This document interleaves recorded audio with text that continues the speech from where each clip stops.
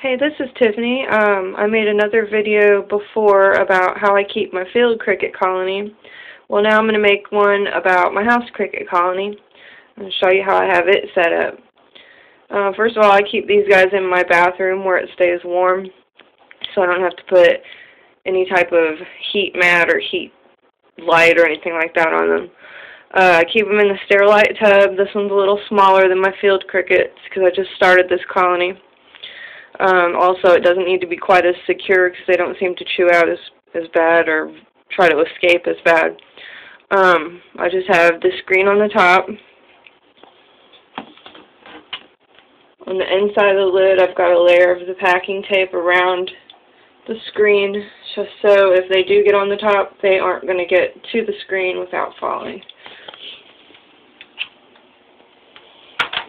And also, I've got a layer of packing tape to about right here, all the way around. Okay, same setup as the field crickets. In case you haven't seen that video, I'll explain it all to you.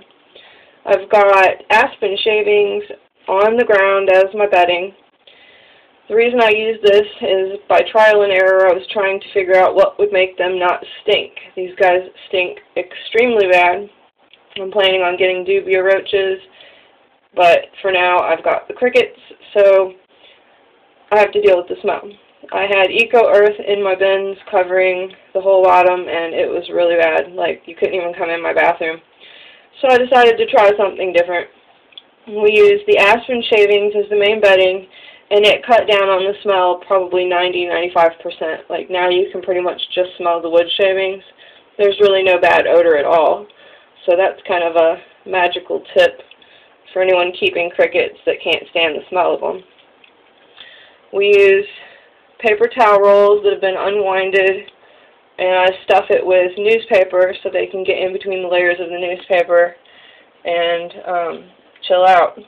I also use toilet paper tubes that I just rubber band together, and they like that too. You can see there's a bunch of them in there.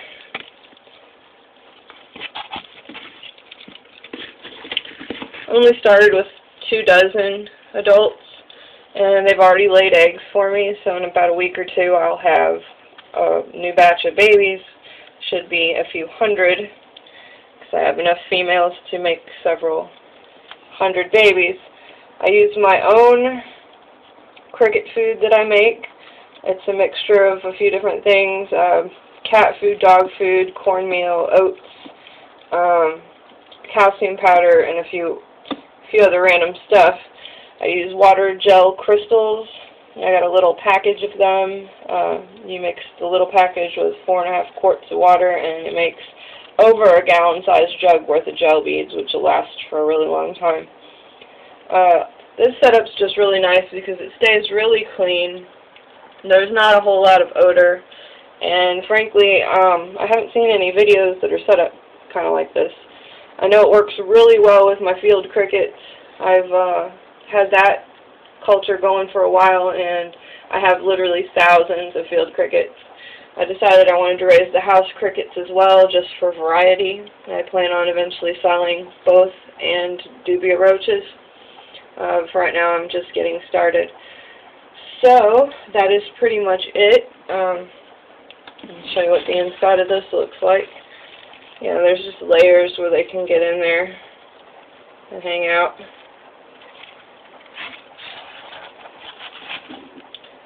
So I'm excited to have babies, but we don't have any just yet.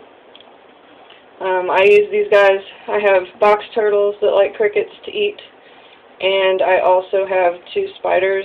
I have a Phidippus audax, which is a bold jumping spider, and she's sitting on a clutch of eggs. And I also have a Hogna carolinensis, which is the Carolina wolf spider. It's the largest wolf spider in the United States, and she's sitting on an egg sac.